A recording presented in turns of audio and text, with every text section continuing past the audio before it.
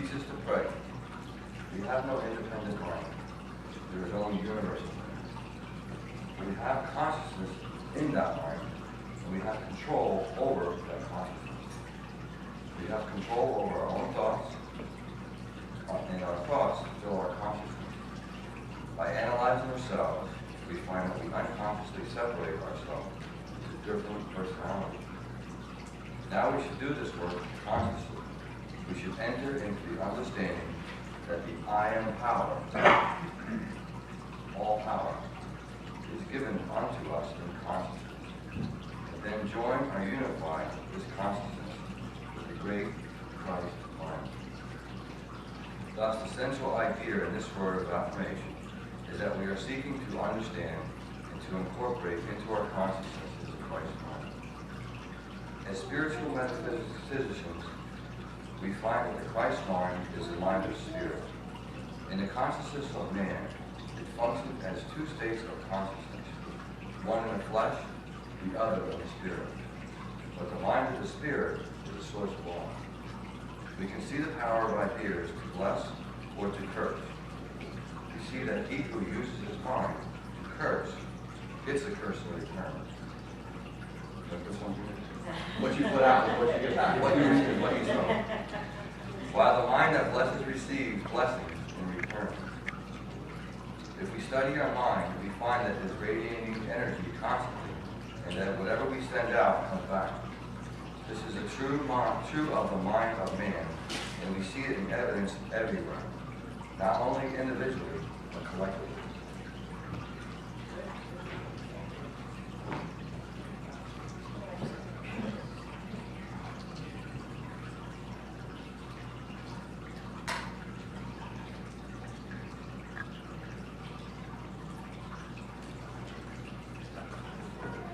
My one daughter, you know, those of you that know her, she was planning on getting married. She was engaged to her sweetheart, her childhood sweetheart. They were going together for 10 years, and they were engaged to be married, and they were planning her wedding. And the day that they were going to go look at things for the wedding, he came to her and said it wasn't working for him, and he took off, basically. And she was devastated. I mean, she was incredibly devastated. And, you know, I went, you know, stayed with her and went through a lot with her. And, you know, at that time, you know, I tried to tell her, you know, you don't know why this is happening, and, you know, you just have to keep the faith that it's for the good. And, you know, that's hard to do that when somebody's going through something so tough. And, you know, it came to me as far as, you know, thinking about my message last week about resisting not evil when something negative happens. And, you know, it's like we think about, why do bad things happen to good people? Or why do these so-called or seeming negative things happen in our life? And they're hard to deal with. And so, you know, and it's incredible. I did not look at the Daily Word before I prepared the message, but talking about letting go and letting God, how appropriate is that today to talk about that too? But, you know, we think about that, you know, when bad things happen to good people. And just in that statement, I'd like to have everybody think in a little bit different way. Okay, so let's think about, number one is, when we say, why do bad things happen to good people? What are we doing? We're judging. Okay, first of all, we're judging that something bad has happened. Okay, and it's hard not to judge by appearances. You know, when my daughter's boyfriend left her, and, you know, she was devastated, to her, that, you know, that was the pits. And how can you say something like that would be good at that time? And, you know, I thought about that. You know, I think about all the Bible verses that say, you know, all things work out for the good, you know, for those that love God. And, you know, thinking about, you know, some of the things that we talked about last week, you know, some of the things that are seemingly bad things. How can we turn those around, let go, let God, think of those as good things? Stepping stone to your next greatest adventure. It's a stepping stone to your next greatest adventure, and that's something that we have to think of. We always have to think that we're a spiritual being in a human existence, And I like the way the Course in Miracles talks about, first about judgment. It says, you have to know everything about that person or that situation from the past, everything from the present, and everything that's going to happen in the future before we can make a judgment that something's good or bad. Right? How many times has there ever been anything in your life that at the time you were in it, you said, this is the worst thing that could happen to me in my life? And then afterwards, you ended up to say, that was the best thing that could happen to me in my life. It's a matter of, and okay, let's go with that first of all, okay? And I'm sure there's some things that we might still say, that was the worst thing that could ever happen to me in my life. However, okay, now, we're at a choice point. Something happens, and we're at a choice point, okay? Because we have a choice to choose what direction we're going to go. And it depends on our judgment and what we do with that thing. Okay? If we come and say, now, in Unity, we have learned that we can say that a situation doesn't happen to us, it happens for us. And when you say that, it's like, gee, thanks, but I didn't need that. Right? Right? I mean, if that happened for me, thanks a lot, but didn't need it that way. But if you think about it that way, if it happens for us, what does that mean? Preparing us for a greater. What's that? It's opportunity. It's opportunity. What? Preparing us for a greater good. It's preparing us for a greater good. There's something in it. Go ahead, Maria. It is a lesson we have to learn somehow in the circumstances. There's always a lesson that we do not know at the moment. Exactly, yep. There's some time, some lesson we did not get in the moment. Yeah. Later, years later, we had to pass through that to go to the next step. Yeah. Yep. And it's interesting because I think about, now this week, my daughter started seeing somebody new, and she's bringing some of that baggage along. That scared, that fear of not finding somebody that's not going to be faithful to her, and because he was cheating with somebody else. But so she brought that fear with her. And, we sat for a long time, and I explained, if you bring that fear, you're subconsciously going to be going in that direction. And we don't think about that wherever our thoughts are, or our judgment is, we're going to be going into that direction. So when we say, first of all, when we say something happens for us, what does that do? It gives us power. Right? It gives us power in that situation. It empowers us. We talked about empowering. It empowers us because now we have the ability to look and see what we can get out of that situation. We have the ability to see if it's a lesson or, why is this happening? And I think that's one of the biggest things that I learned on a spiritual journey is that I could take time and go in the quiet and get answers. And a lot of times the answers that I got were not the answers or the thoughts that I had when I started out. And that had to do with a lot of this, is stopping to think is, first of all, where were my thoughts before this happened? Because, I was talking to my daughter about, taking responsibility, being empowered, and she said, after talking about this, now I feel really bad because I feel like I was responsible for our breakup. And I said, you know what? To a certain extent, you have to take responsibility for everything. But in the same response, when you start taking responsibility, what happens? You become empowered because you can change things. When you start blaming everybody else in every situation out here, what has to happen? The situation out here has to change before you can be happy, before you can move on. If you take responsibility, then all you have to do is change your thinking about that situation before you can move on. We become empowered. So in that respect, when you start looking at a situation different. So, if you start looking at that situation, and saying, I did have some kind of responsibility in that. And that's hard sometimes, depending on what happened, because we don't want to take responsibility, and even sometimes the responsibility is, I look back and realized that in my consciousness, I have been a victim. And that has happened to me in the past, is where things happen to me, and and it was like the beginning of my recovery, the beginning of my spiritual journey, and things happened to me, and I lost my job and everything, and it's like, my daughter's like, and I just started getting into this, and the kids were seeing how I was changing, and they were realizing a God and everything, and they said, what, is this a joke? Where's your God now? And that hurt me, because I thought, I'm doing everything right. Why is this happening? And it was happening to show me that my consciousness was still in victimhood. And now I had an opportunity to change that. And so I didn't fight against what was happening, but as I changed my consciousness from victimhood to victor, things just started happening and started changing. And I thought about that instance that you brought up about the women's rights. What did women have to do for things to change? They had to start taking power.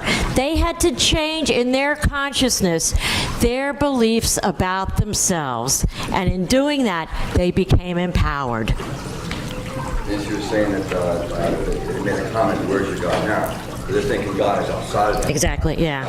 Yep. Yeah, it's that old thinking is hard to change.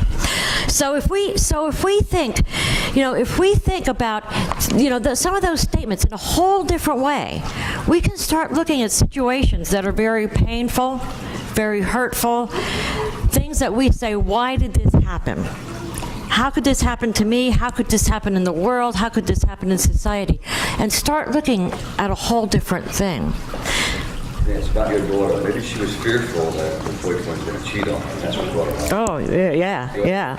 Lots of it. Yeah, lots of it. And realize it constantly. Yep, Oh, no, wait, yep. I don't think about it. And that's another thing that I want to bring up too, is when we start making a judgment about things, what happens after we start making a judgment and have a thought? Thoughts are things.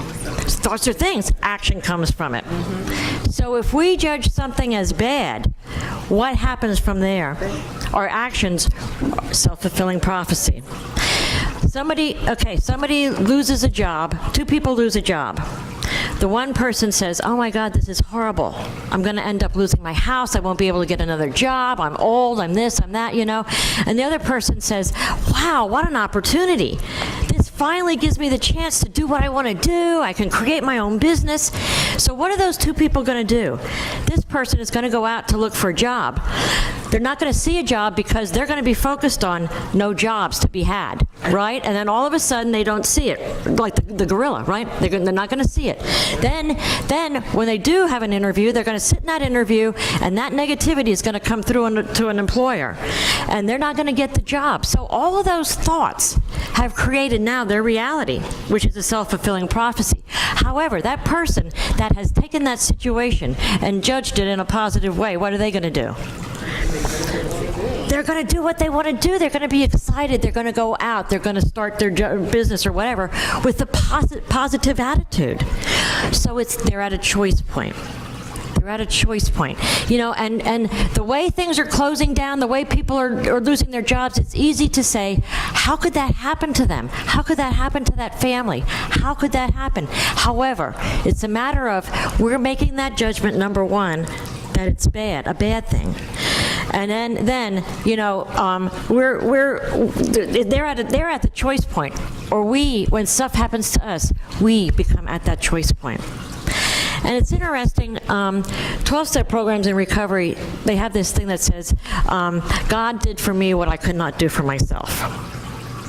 And that's a pretty powerful statement because, I think about things, and, I was telling my daughter she has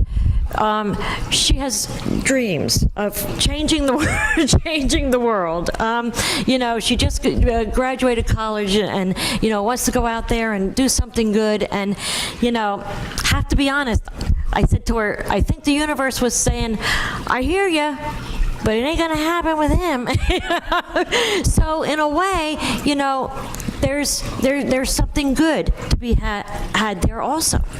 Go ahead. So where's the line between I guess it's almost intention and fantasy, because some people say, I'm going to be president of the United States. It's just an exaggeration type of statement. But they're putting that thought out there at the same time. So Does the intention then creates the result? Burning desire. It's a burning desire. And if you want to talk about creativity, I can do that. I can do that because that's perfect to talk about that. It's how do we create in our life? It's a burning desire. It's not only wishful thinking, but it's the burning desire, it's the faith, it's the trust. And that's when you make that, when you're at that choice point and you say, you know what, I know that my consciousness is in a good place and this has to be good. It has to be good. And I have that faith and I have that trust. Guess what? You're going to see good things come from it. Because it's that trust and that faith. Go ahead. Your focus on it, your attention, emotion, there's a lot of emotions, energy, emotion. Yeah. And when you change yourself, you'll see the outside world change, and you'll see more opportunities come to you to get to that resonance, that destiny. There's a story about the farmer that had an only son. And so the only son was the person that ran the ranch and helped the farmer and stuff. They had one horse that did all the farm work. So as the fence was getting old and stuff like that, the son put the horse in the corral at night, came in the morning, and the horse was gone. And all the neighbors said, "Oh my God, that's so bad. That's your only workhorse. What are you going to do?" And the farmer said, maybe it's good, maybe it's bad. I don't know, it just happened. So anyways, the horse goes out, comes back the next morning with 10 wild horses into the corral. Everybody's like, wow, now you got 11 horses. That's really good. And the farmer says, maybe it's good, maybe it's bad. It just is. So the son tries to break one of the horses because it's a wild horse. And he got thrown, broke both his legs. Neighbors said, "Oh my God, that's really bad. What are you going to do? Son can't work for you now." And he's like, maybe it's good, maybe it's bad. Who knows? Next day, war broke out in the country. Government came around and took all the able-bodied young men to fight in the war. And his son couldn't go. And it can go on and on and on and on. Maybe it's good, maybe it's bad. We don't know. But it's something that we have to trust. And that's the thing, is trusting in the process. Good things come for those that trust in the process. And there's a story here I like too. Things are not always as they appear. There was once a man who was shipwrecked and stranded on an island. Every day he prayed, asking God to send someone to rescue him. But to his disappointment, no one came. Months passed, and this man learned how to survive on the island. During this time, he accumulated things from the island and stored them in a hut that he constructed. One day, after hunting for food, he returned back to his hut. Much to his dismay, he saw that his hut was on fire, along with everything else he owned. All of his possessions were going up in smoke. The only thing he had left were the clothes on his back. Initially, he was in shock, and then he was consumed with anger and rage. In his fury, he threw his fist in the air and began cursing God and yelling, "God, how could you let this happen to me? I've been praying every day for months about being rescued, and no one has come. And now everything I have is on fire. How could you do this to me? Why would you let this happen?" Later, the man was on his hands and knees, weeping heavily, when he happened to look up and catch the sight of a ship coming in his direction. The man was rescued, and as he was heading back to civilization, the man asked the captain, "How were you able to find me?" The captain responded, "We were voyaging across the ocean when we noticed on the horizon a column of smoke going up. We decided to go check it out, and when we did, that's when we found you." What appeared to be the worst thing that could happen, all of his stuff going up in smoke, was a smoke signal that came and rescued him. It's a matter of what we do with that situation, and it's let go and let God. But that takes every ounce of fiber that we have in our being to sit with something that's happening that appears not to be good, and to ask to see a different perspective, to say, give me the strength to move on here and see something good out of it. The universe is sending us opportunities every moment for us to see it and be aware of it. Yeah. And act on it. Right. and to look at it and to see it differently, to try to see it differently. Because when we see something differently, it becomes that. It becomes that for us. You know, I always say, people are always so ready to say, why did you let this happen? God, why did you let this happen? He didn't let it happen, but he can make it right. Yep. Turn it over. Let go of that thought that something bad is happening. And it's hard, because by all appearances, things are bad. By all appearances. And now, especially now, is a time that we need to look at this, and because everybody's looking at the economy. They're looking at the economy. They're looking at this happening. They're looking at tragedy in Colorado. They're looking at all of this stuff and saying, this is so horrible. Is it something now to show us? We can go we're deep within ourselves and say, is my consciousness at the place where it should be? Is this showing me something that I have to change about myself? And then, as hard as it is, say, thank you for this lesson. I want to learn it so I can move on and don't have to learn it again. Because it'll come, that tends to show up until we learn it, until we change. And then we're at a matter of saying, thank you for this, and let me change, and let me move on. Or we can say, you know what, I know that I'm at a good space. I know that I'm a good space. So this has to be good. I just don't see the good in it yet. Show me the good. And then be open to see it. Because a lot of times we're too focused on what's bad. There was another, when I was looking for stories and stuff like that, they talked about a person that they had come in to do something, I don't know, some kind of training or whatever, and she had a blank piece of paper with a black spot on it. And she said, what do you see? What do you see? What do you see here? And everybody looked and said, I see a black dot. And she said, well, look at it. What else do you see? A black dot, that's all that's there. Didn't mention they saw the paper, too. All they saw was the black dot. And that's what we do. That's what we do. We focus on just that black dot. That one thing in our life. Another thing, yeah, go ahead. I was going to say, that one thing I don't know if this applies in unity, but I used to say this to Maria all the time, I always call it the tipping point. If you're at a point where you're in a so-called bad situation, and I said, it's such a fine line to go the exact opposite. It's such a fine line between wealthy and poor. I said, people are super, super wealthy, and the next thing they're totally broke. And yeah. Quite the opposite, totally broke, but very wealthy. So it's really a fine line. I always said that, and I always talk about Trump, and I say that, I said, people don't realize that it's also a mass of a whole. It's always a team. It's never about, everyone says, Donald Trump's the greatest man on the planet that's building an empire of real estate. Well, first of all, he got a lot of help from his father, number one. He started out with $10 million 40 years ago. But second of all, he's the best attorneys, the best people around him. And when they had that helicopter accident back in like '89, when 3 of his top executives went down, that's when his empire almost crumbled. So along with how we are, you really need to help. You need help from outside. You can't do it all on your own. And you know what? Let's talk about that. When you talk about creating, and we might be getting off the hook off here a little bit. But however, it does like as far as something happening. Okay, now Donald Trump is in a prosperity consciousness. Yes. Okay, he is in a prosperity consciousness. Everything he does basically turns to gold because he is in that prosperity consciousness. So that consciousness attracts to him all those top people. If he would not be in that consciousness, he would not be able to attract all those people.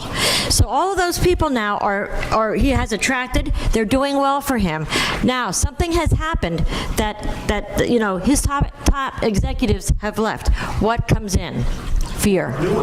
You're right. But right immediately, fear. Fear. How could this happen? Again, he's at a choice point, but fear comes in. Fear, maybe how could this happen? I'm on the top of my game now. All of those things. And it takes time then to turn that around again. To say, you know what, I did it before, I can do it again. I can get through this. And then his consciousness goes from the fear, from the anger, from the whatever, back to the prosperity. I have to say that I just want to tweak what you said a little bit, because what actually happened was that was the point where he was going to lose everything. And he went to all those huge banks here, $100 million, and said, look, I am going to pay you back. But I'm not going to pay back on our terms we have now. We have to renegotiate. I gave new people in. And if you want your money, you'll stick by me, and I'll get this thing turned around, and you'll get paid. And that's exactly what happened. And of course, like you said, Prosperity, he just took on prosperity consciousness. higher than ever as far as his prosperity Yeah. soared. And again, he had to, He installed the fear in them. Maybe but he said, look, I'm going to pay you guys. If not, you're going to get nothing. So what are you going to do? well, it was his prosperity consciousness that enabled him to do that, and enabled him to do that in a way that they trusted him. Exactly. They trusted him. Well, also, it So- was going to be beneficial to them, too. Yeah. The whole team concept. Yeah. Everybody wins. You help me, and then he gets help, and Yeah. he helps them, and everybody wins. Yeah. So it's a matter of how you look at it. And I like the idea when we say about turning it over to God, when we say turn things over to God, think about it this way. And I never understood that. How do I turn it over to God or whatever? Is when you turn a situation around also, you see it in a different way. And when you see it in a different way, it becomes different. So as we turn it over to God, turn it over to good. You know, and then again, instead of resisting evil, overcoming evil with good, turn it to good. Turn it to God, turn it to good. Go ahead. Change your belief, you change your definition. Yeah. So Donald Trump had no other thought than to be prosperous. Yes. No other thought. He had no thought of failure. Right, That right, was his yeah. belief. Yes. And I think that desire, what you're saying, Laura, a desire and motivation, everything to do with it. And I encourage everybody to think about things that happen throughout their life, because I know this was really powerful for me when I did that. And I could see when I started learning about this and my consciousness, where my thoughts were, where my consciousness was, it was always a matter of, I could see when I look back in retrospect, hindsight is 20/20, but I could see where my consciousness was when I started going downhill. You know, I was going downhill here first before I hit bottom physically. And when I started coming up, again, it was here before I came up physically. It's always a matter of changing our consciousness, changing our thoughts around something before something happens out here. And that's the thing that's so hard to understand is, you know, everybody thinks that it's cause and effect, that something out here is the cause and it affects our emotions, it affects our thoughts. It's our thoughts, it's our emotions cause what's out here. And then we have the opportunity to use that as a mirror and change that. Change that or accept it. Say, yeah, my thoughts are causing this, and it appears not to be good, but something has to move before things can get better. You know, so. And one other thing too, I want to add, when we talk about making judgments and doing good, saying about something's good or bad, is it's so easy to make judgment for other people and to say what's good or bad for them. And the same thing, like what the Course in Miracles says is, you know, we don't know. We would have to know everything about their history from the beginning, what's going on every moment in their life now, in their heads, which we don't know, and what's in their future, to be able to make a decision or a choice for them, you know, what's good or what's bad for them. So, you know, it's so easy to say, you know, they should do this, they should go to college and get an education, they should do this, they should do that. And it's a matter of, you know, realizing that that's not ours to make, because we don't know what's the best for everybody else. You know, in our own mind we do. And, you know, one of those things too is I remember my belief, and my parents were always, you know, you got to go to college, get a good education, get a good job. You know, so that was my belief. And my girls were smart. They went to college. My son, not so much school thing, you know. And I went to a thing at school, and they did this pie thing where if somebody gets a skilled job, they make as much money as a college graduate and stuff. And I realized too, after coming to Unity, it's following your passion. It's not necessarily what everybody else says is good for us. It's following our passion. Yeah, both my parents had an 8th grade education. They dropped out of school, and they told every single one of us, two things were going to happen. We were going to join the church, we were going to become confirmed in the church. They never met them. Two was every single one of us would go to college, and they would do their best to foot the bill. And actually, my sister was super intelligent. She ended up being like a half a semester short of graduating. My brother did make it through. He's very intelligent too. He was the other intelligent one, and he works for the post office for 30 years now. So he really didn't use his education. My other brother never went to school. He was always an entrepreneur. I used to have 2 or 3 businesses at a time. And Me, I went up going 1 year, and that was it for me. And my other sister never won either, so. Yeah. You don't really know. This is going to be, we were hammered though. Yeah. Be like me. My dad was a trucker. I don't want you to be like me. I want you to get education. I want you to be better for yourself. Yeah. And so, yeah, what you said is so true. And it is, it's hard because, and we do that out of love, and we do that out of great intentions. Definitely we do that. My parents, when they said that, it was all out of love, and it was out of great intentions. And even, as far as my intentions or whatever, too, is like when people get older or whatever is, as far as going into a home, going into an assisted living at home, some people want to, some people don't, but that's not for my choice. That's for their choice. It's like I was against them going someplace, but if they would have wanted to, that would have been their choice. So it's a matter of, I don't know what's best for somebody else. Your daughter says she wants to change the world. Oh, change yourself. Oh, she's working on that too. You're right. We can't change the world until we change ourselves. Well, we change the world one person at a time, and it starts with us. So I always need your advice on this, when I got to bring the kids in here, since your daughter's older than ours. Where do we go with the kids? I mean, Maria and I discuss this all the time. I said, you got to instill the values in one of them, but there's still going to be someday confronted with the choice to make. Like me, it was, let's throw a rope around mailboxes and drag them down the street. I didn't go, and the cops pulled the guys over. Thank God I didn't go that way. So you're always confronted with a choice, and thank God I made the right choice. And you know what? That is, I always say, parenting is the hardest thing to do, and there's no classes for it or anything else. And I always say, boy, I wish, hindsight's 20/20. If I would know what I know now when I was a young parent, wow, what have I done things differently for my kids? However, I have to know and believe and trust that whatever I did was the best that I could do at the time. And you know what? Whatever I did, they take now and use it for their best because they have the choice now. There's something that says, for what my parents did, shame on them, but for what I do now, shame on me, because, now it's my choice. I can't take responsibility for everything my daughters or son do, good or bad, because they do have a choice now.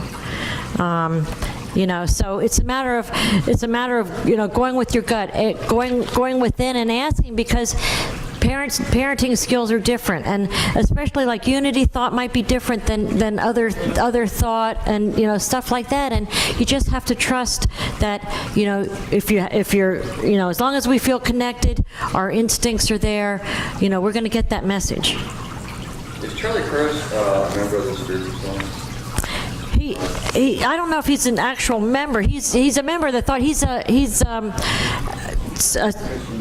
Christian Science, is a Christian Science practitioner, which is, or Science of the Mind, which is just about the same. In his signature of his email, it says world peace through inner peace.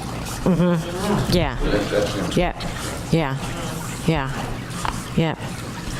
And that's why I think it would be great here to get like we talked about possibly having Sunday school and having a parenting thing while that's going on, or somehow doing that, because it's a thing as far as discussion and things like that, because it's a tough thing to do, parenting sometimes. So and there again, you know what? I can't stand up here and say it's good, it's bad. That's me making a judgment, and that's not my judgment call to make. No. See, that gives me an easy out, huh? No opinions here.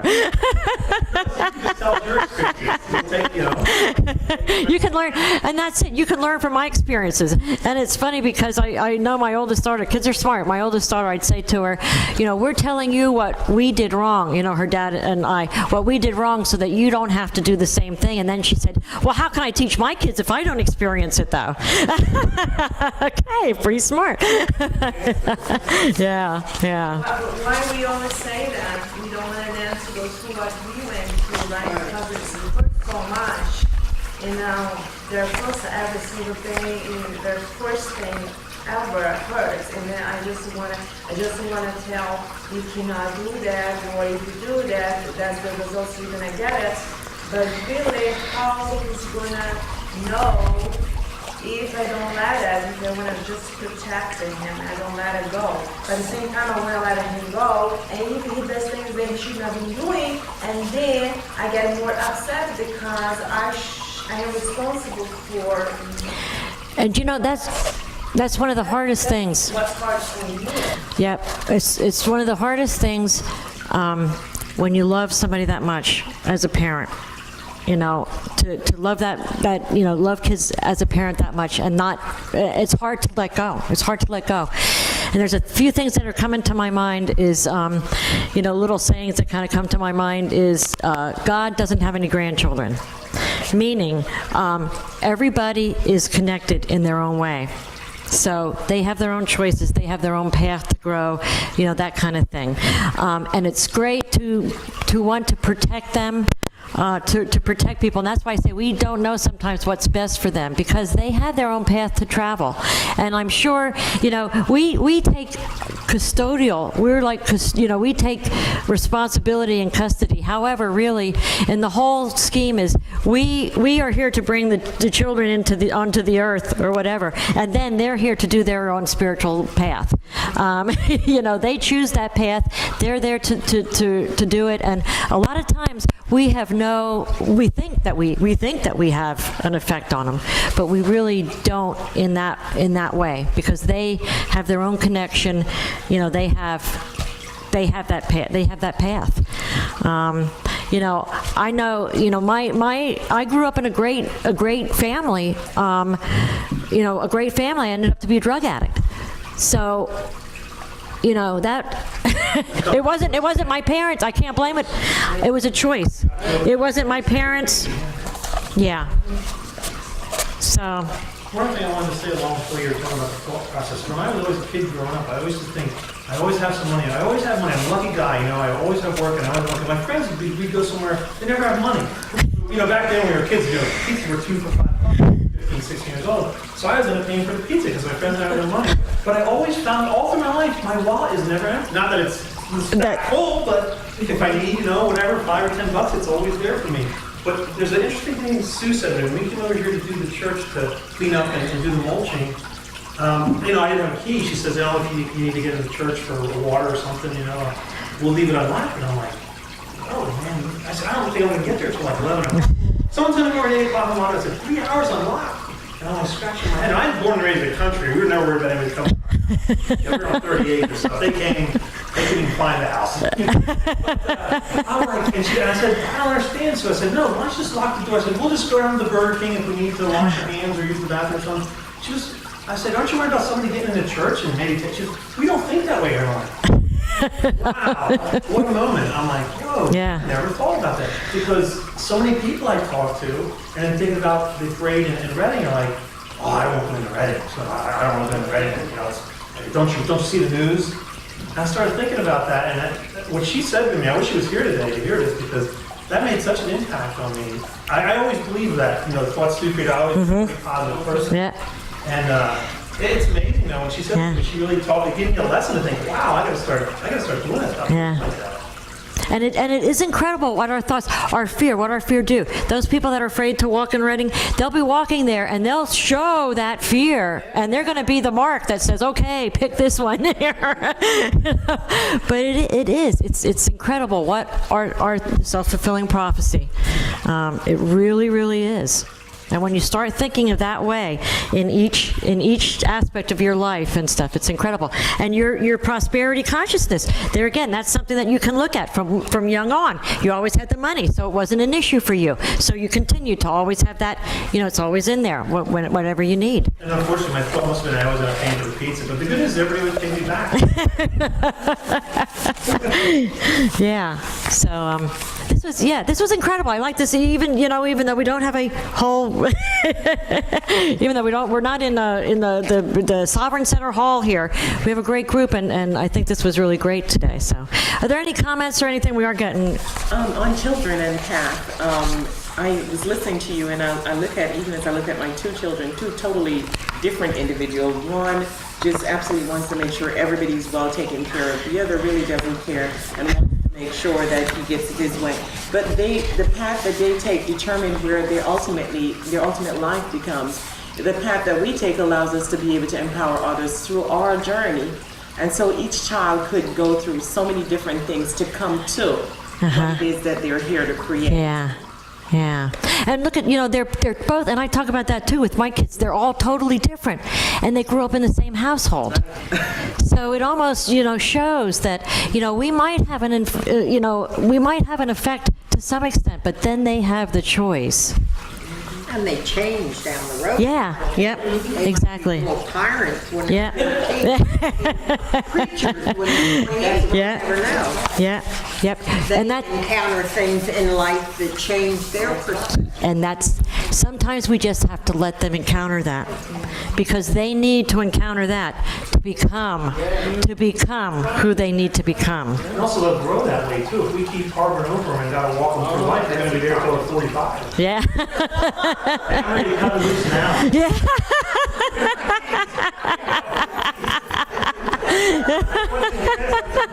You don't need it, but It is, I need to say that we have three, right? So we have a him, we have two girls. Lucas, it's like he's a great child, a great boy, but it seems like everything we have to tell him what to do. His school, no, his school is on top of focus, come home and do whatever it takes. He's great on that, we don't have to tell him. At home, we must tell him every single day. Oh, yeah, I forgot that. Oh, yeah. It's like, and then we get like mad because, oh my gosh, come we on. get I don't want to. Yes, you don't, because it seems like so annoying. He waits for every single thing. I don't want to right now. He has to learn it. Well, yes, I have to learn that. Step back and learn about that. And then I have another one, Isabella. It's where the dream girl. She's like the pretty. the artist. She's the artist fantasy. She's like, she does her thing, but it's in her own time. She reminds me myself, which makes me more angry. Yeah, I know that feeling, yeah. The little one, it's like on top of every single thing. You tell I don't know what to do. And now she's the boss, you control everything. Oh, yeah, on she tells us top. what to do, 3 years old. Yeah. She's spot on too, she doesn't miss a trick. Wow, yeah. It's like you just don't know which way to go. Do I boss this? I don't boss this. It's, And think about this, Maria, too, is they are here to teach you something, too. So look at each one. Look at each one and see what they're here to teach you. But don't listen to Creed, I don't need a boss. And if I can, and I know the guys in the room are, there's only a few, the guys in the room are going to like this one, and this isn't a spiritual thing, but the reason that he needs to be reminded, testosterone. It's a guy thing, isn't it? Okay. Art's like, that woke Art up. Is not, his focus and attention is not what yours is. You have to realize. Right, That's why yeah, it's not. No, his focus and attention is the age that he's at. yeah, Yeah. Not control of the household. yeah. Yeah, but he has some responsibility, right? And he's doing his 11-year-old responsibility. Yeah. I mean, he'll go to the yard, he doesn't, he'll get outside and go to the yard. Don't get me wrong, he does the things, she just feels she has to tell him, pick up the rake and see, this is how you rake, this is how you do these, this is how, get outside. No, maybe in the station, take over a little bit more. Yeah. Well, yeah. Well, you know what? We'll talk and we'll figure something out. They're smart. They know if they act dumb about doing something, you're doing Yeah, Christina, there's a woman. You've got to sit back and let them do it their way and then say, that's not right, let's get back and do it.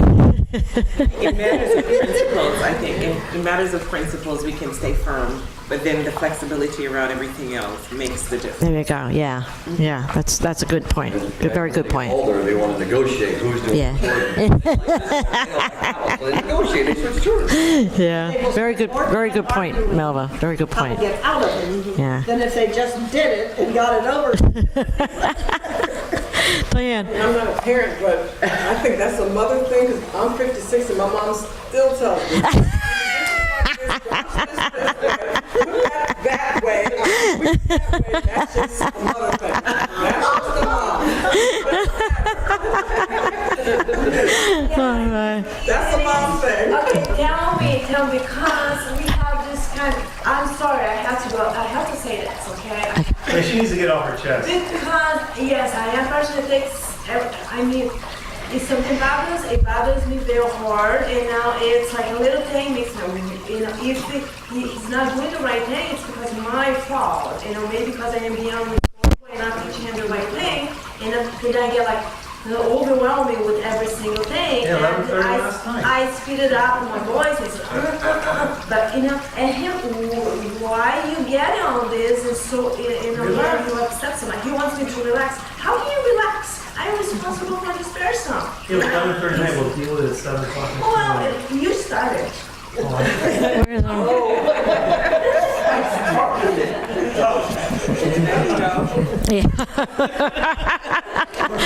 Let me see, yeah, no, wait a second. Yep, okay.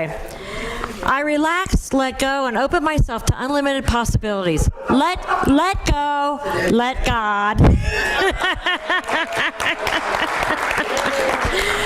Do not let your hearts be troubled. Do not let them be afraid. Let go and let God. All right, we're all peace with inner peace. And with that, we'll go into meditation. We'll go into meditation and we'll take these thoughts.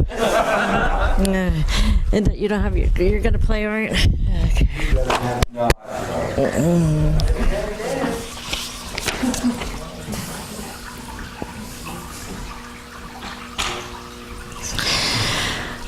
I invite you to take a deep breath. And just breathe in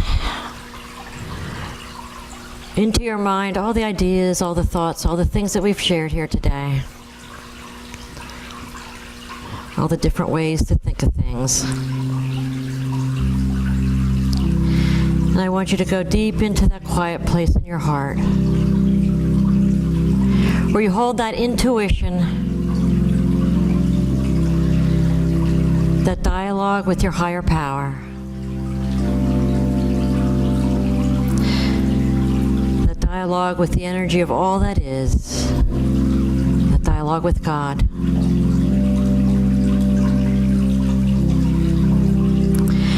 If there's a particularly troublesome thought, situation, person, I ask you to visually put that into your hands.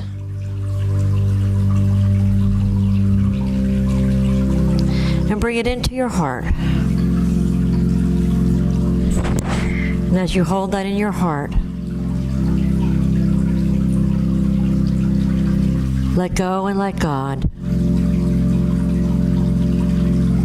Ask to see a different perspective of this situation or this person.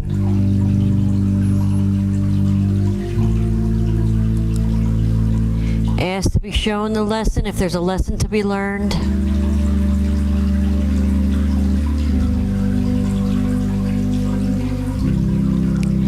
Ask to see the good that it's so hard seeing in this situation.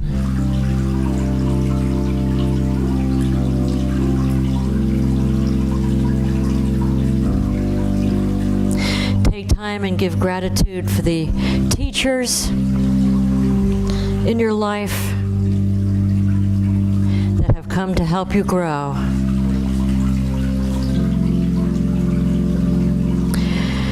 Who have come to help you know who you are. Who have come to help you gain a higher spiritual awareness. Who who have helped you come to see through spiritual sight.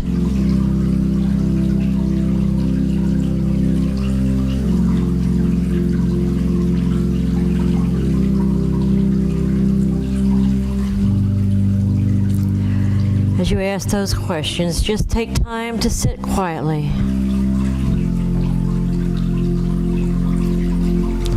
And open yourselves up to the answer.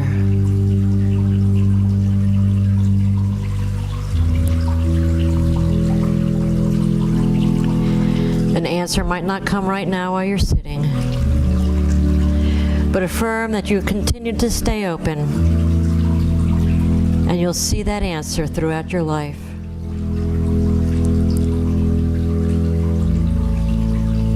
You might walk out the doors and the first thing you see give you the answer. You might be sitting and relaxing and watching your kids play, and the answer will come to you.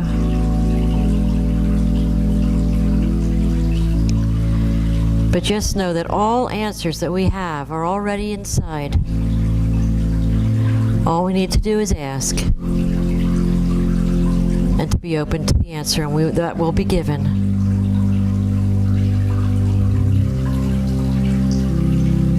God told us in all things, be grateful. Take time for gratitude for life's experiences. For those people around you, especially the people in these rooms, that help us to grow, help us along our own spiritual path.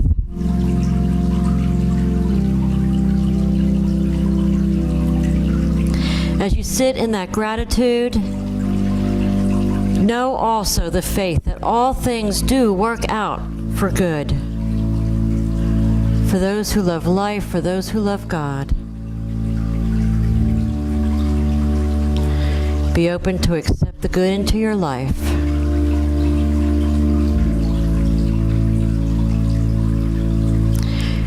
As you sit with these thoughts, feel the peace that passes understanding.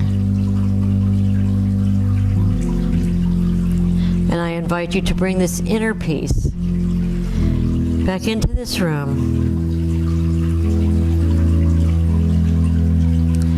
and be the beacon for outer peace that we want so much around us. And so it is. Amen.